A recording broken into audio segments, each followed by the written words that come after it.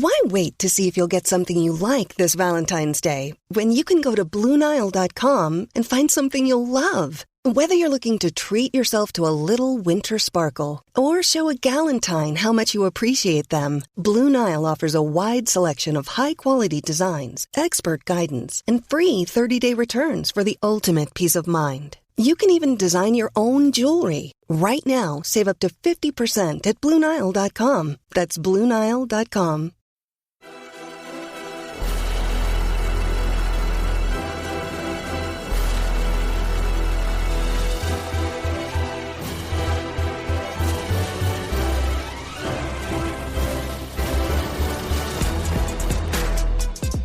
American soccer fans, welcome to episode 78 of the Stars and Stripes FC podcast. Donald Wine here, manager of Stars and Stripes FC, your source for all things U.S. national teams, the players that comprise them, and everything else surrounding the game of soccer in America.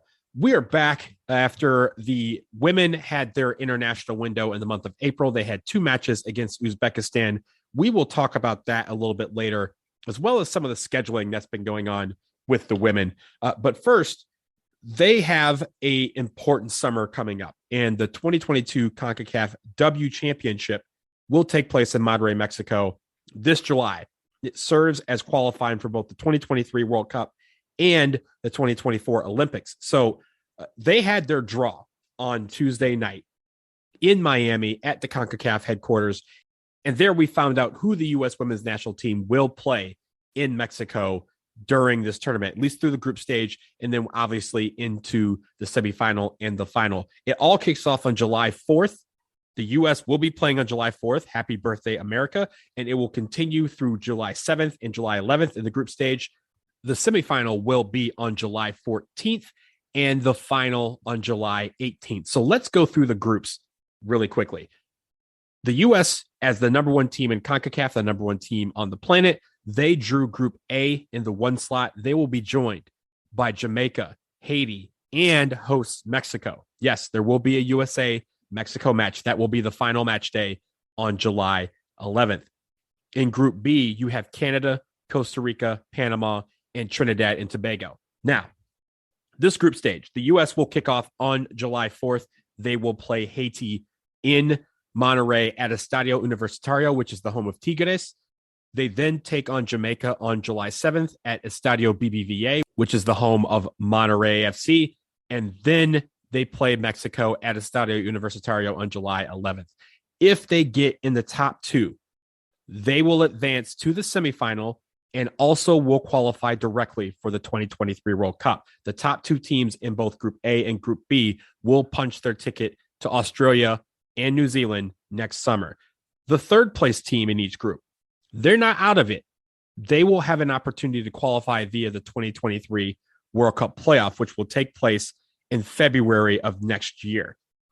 Again, this serves as World Cup qualifying, but as I mentioned, it also serves as Olympic qualifying. How will that happen? The tournament winner will qualify directly to the 2024 Olympics.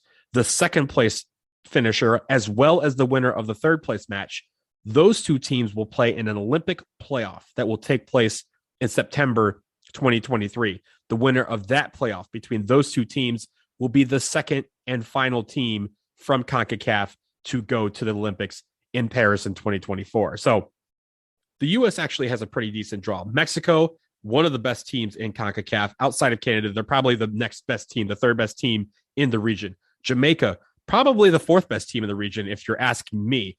There's also Costa Rica that's in that mix. And then Haiti is a team that has played tough against other competition, especially the teams that would be conceived to be ahead of them. Those 4 teams, only 2 of them can qualify directly to the World Cup, and a third can go to the playoffs. So one of these teams is going to be a very decent team that is going to be left on the outside looking in. On the other side, you have Canada, obviously, next to the United States among the class of the region. Costa Rica, Panama are 2 tough teams as well.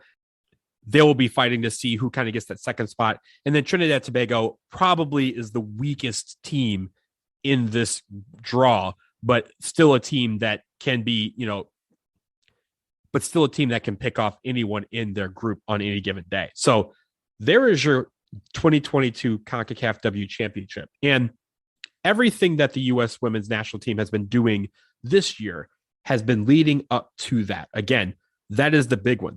They're not only going to try and win a Confederation Championship, they are trying to qualify for their two biggest tournaments on their schedule at the same time. So they have three goals: win the tournament, and in the process, qualify for the 2023 World Cup and the 2024 Olympics. We will leave it there and pause for a quick break. On the other side, the women had two friendlies against Uzbekistan. We will tell you how those went. And also, there's been talk about how the U.S. women's national team schedules its opponents. We will take a deep dive into what it is like to schedule as the best team on the planet. So stick around.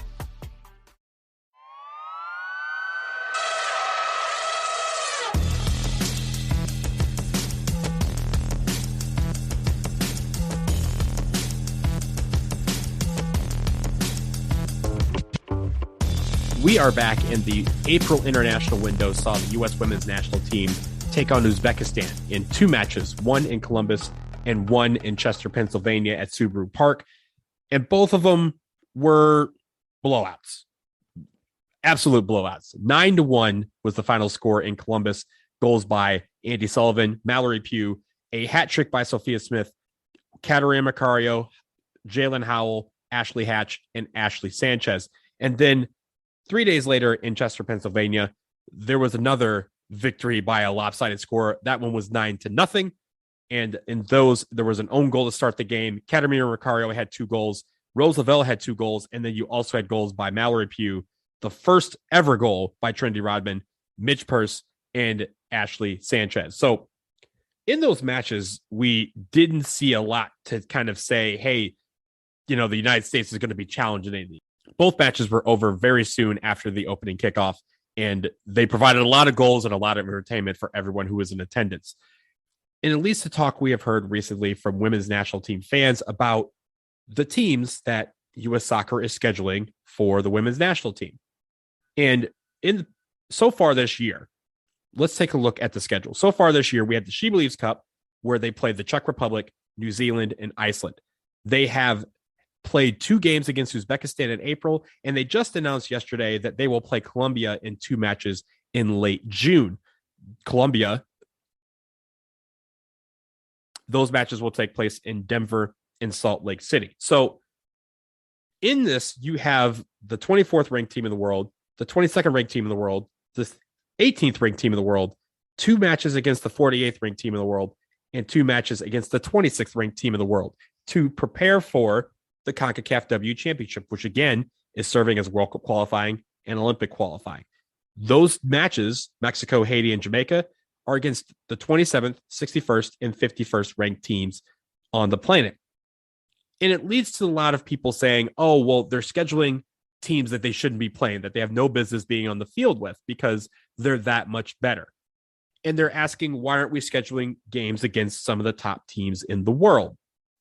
Well, look, ladies and gentlemen, the top 10 teams of the world are teams that we have seen very often in the United States. Just looking at the top 10 right now, as of the latest rankings, you have the United States, Sweden, France, Germany, Netherlands, Canada, Spain, England, Brazil, and North Korea. Since the end of the 2019 Women's World Cup, we have seen the women's national team play every team in the top 10 except Germany and North Korea. We're not going to be scheduling North Korea anytime soon outside of a major tournament. And Germany has straight up refused to play us in recent years because they have focused on trying to be the best in Europe. They've been going through some transitions as far as their personnel and their player pool, and they just straight up don't want to play us. So, but we've played everyone else in the top 10, and we can't play the number 1 team because that's us. We do that in practice every single time we have an international window. We've beaten every team in the top 30 that we've played in this time frame, except for one team, the Czech Republic, which we drew 0-0 at this year's She Believes Cup. So think about it like this. In all matches since we won the World Cup in 2019, so from July 2019 till today, the U.S. women's national team have an overall record of 36 wins, 2 losses, and 7 draws. Of course, those 2 losses came in last summer's Olympics, and that was to Sweden and Canada. But we have beaten both of those teams since the World Cup ended. Do you guys want to know how many goals the United States women's national team have conceded in that time frame in almost 3 years? 17 goals in 45 matches. And again, only two of those were losses. So should they play the best possible teams? Sure, obviously. We'd love to see that. But you have to realize that these matchups can be just as lopsided as the ones we're playing against teams like Paraguay and Uzbekistan. The other factor in this, there's a couple of factors that have precluded some of the best teams in the world to come over here to play against the United States. One, UEFA has Euros this year. Women's Euros will take place this summer. And most of the teams who are in Euros, they don't want to travel over to the United States to play. And it's been very hard for the United States women's national team to want to go over to Europe because most of their players are based here in the NWSL. It doesn't make sense to travel all the time. I mean, yes, I think we all can agree that the women's national team can travel more, but for this year, as we are preparing for matches in this hemisphere, in this continent, they don't want to leave to go over to Europe. And Europe doesn't want to come over because they have their own tournament to worry about. So that's one thing. The second thing is this. A lot of women's teams don't want to play us because, as I just mentioned, they don't want to get embarrassed. Every single time they've come here to play the United States, most of the time, those end in losses for them, bad losses for them. And they want to have all the confidence in the world entering women's Euros. Other teams around the world, like Japan, South Korea has come over to play. Japan, they have tried, but there's one big thing that they are worried about, and that's COVID. Most teams don't want to travel over here to not only risk being pummeled, risk fatigue and jet lag, but they don't want to risk getting COVID here in the United States, of which we are the world leaders in number of cases and number of deaths. That is a big deal. And you don't want to have your team going through COVID issues before a major international tournament. And so thus they are trying to stay over. A lot of these teams, namely France and England, held their own version of She Believes Cup in their own countries and invited teams for that. You had the Algarve Cup, which had a lot of teams this year, and it has great competition every single year.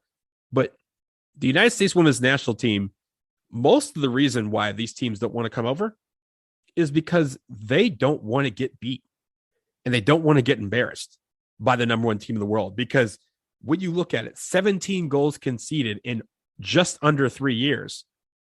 The United States women's national team is beating everyone they play here badly. The only times that they struggle really are when we are on the road in Europe or in a major international competition. Those are the only times we're really giving up goals. And even if we're giving up goals, it's in a lopsided blowout, like it's 9-1. So the women's national team, really, there's not a lot they can do. They can ask these teams to come and play. They can try to incentivize them to come and play. But in the end, these teams just don't want to do it. And when it comes to the United States women's national team, there's also this concern that we're playing, quote, the teams that are really bad. But these teams aren't bad. They're very decent. It just shows that all the talk about how the rest of the world is catching up to the United States, it may not be as close as you think. That gap may still be quite wide.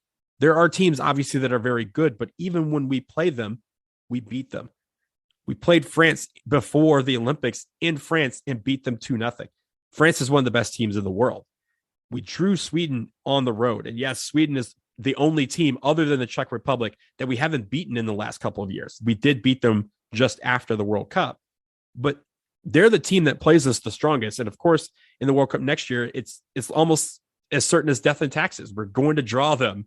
It seems like we draw them in every international tournament in the group stage, and we have no reason to suspect that next year will be any different if we make it. So the women's national team is in a pretty difficult position in which they try to draw the world's best talent to come here to play so that people can have the intrigue. But when they do, they just blast them. And when they don't come because they don't want to be embarrassed, then fans get on them for playing what they consider to be inferior talent. And honestly, the teams that they're playing this year could not be considered inferior. It's just that the United States is that good. This team is that good, even with the younger players being worked into the system with stars like Ashley Sanchez and Trinity Rodman and Sophia Smith. These girls are killing everybody that they face, and it doesn't matter who they are. they are obviously working on 3 goals this summer: qualify for the Women's World Cup, qualify for the Olympics, and win the W Championship. And to do that, they have to put on that mojo of go out and destroy everything that decides to get on the field with them. And unfortunately, in June, they're going to try and do that against Colombia. But Colombia, at the 26th ranked team in the world, is a better team than the 3 teams we will face in the group stage of the Concacaf W Championship. This is the name of the game. You play the teams that will play you, and you try to set up talent that you will not only see down the line in a W Championship, but also in a World Cup group stage. That is what this is being set up to do. You could see an Iceland or a Czech Republic or a New Zealand or a Colombia in the group stage of the Women's World Cup, and that's what they're trying to do to schedule. Yeah, sure, you're going to see the Canadas and the Frances and those teams later on, but you don't necessarily see them in the group stage. You may see one of them, like Sweden. I mean, again, we're going to see Sweden at some point. Just bet on it. But you're not going to have a group stage with just the top 10 teams. That's just not going to happen. That's just not how it's set up. The seeding, the United States are going to be seeded, and they're going to play some teams that are in that 10 to 15 to 20 to 30 range in the world. So they're in a difficult position, and COVID doesn't make things any easier because teams just don't want to risk it by coming to the United States. And the answer isn't always, let's just go abroad and play. The team played 2 games in Australia, and that took a lot to get players to go to Australia. And after we see qualification for the World Cup and for the Olympics, you may see the women go abroad more, test themselves against some teams on foreign soil in some hostile environments. But even at the World Cup, they don't see that many hostile environments, because if you look at the 2019 World Cup, and trust me, I was at every single match, that team was playing in front of 75, 85% crowds of Americans. So they have to figure out a way to still keep that competitive edge. But at the end of the day, they're going to try and beat badly anyone who steps on the field against them, whether they're the number 2 team in the world or the number 100 team in the world. That is their job. And I think they've been doing a pretty decent job at getting some teams that we haven't seen before and that they haven't seen before, because they don't want to get tripped up when it comes time to play in the Women's World Cup or in the Olympics against a team whose style of play we've never seen before. We will have tested ourselves against every style of play that there is in this world, and we'll test ourselves against every type of team that there is in this world, so that when it comes time for the big stages, we will be ready. And that's the key here. They need to get ready, and they're doing that. Even if they're playing Uzbekistan and Colombia and Czech Republic, fans may not know who these teams are or how they play, but that's the exact point. And now we do, so that when we see them again, we, just like the team, will be ready. That will do it for episode 78 of the Stars and Stripes FC podcast. Thank you so much for listening. As always, if you like, subscribe, rate, and review this podcast. We will be eternally grateful. 5-star ratings and reviews are especially appreciated. And if you have topic suggestions for this show, email us, ssfcpodcast@gmail.com. Enjoy the rest of your week and the weekend. And until next time, take care.